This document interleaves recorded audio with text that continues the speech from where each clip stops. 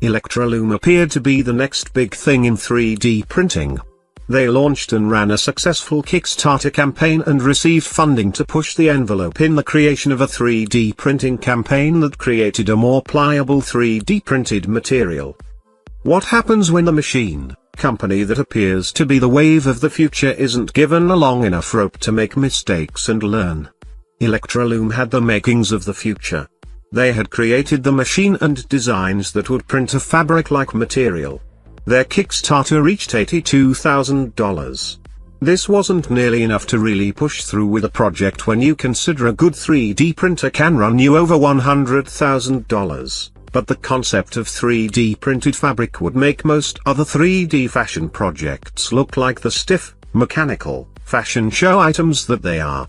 I discovered that Electroloom had signed off last year when I sat down to share their story with you today. August 10, 2016 they wrote a Medium post saying farewell. I wanted you to know about the company and I'm dropping the video below, but I also want to share the reality of new technology and difficulty in launching. Everything doesn't work the way it should, but after watching I'm sure you will see why I was so excited. Use the source link to read and discover companies that are carrying on the Electroloom platform. Oh, don't feel bad for the guys. One of them launched VU at VU glasses. Let me know what you think when you visit and discover VU.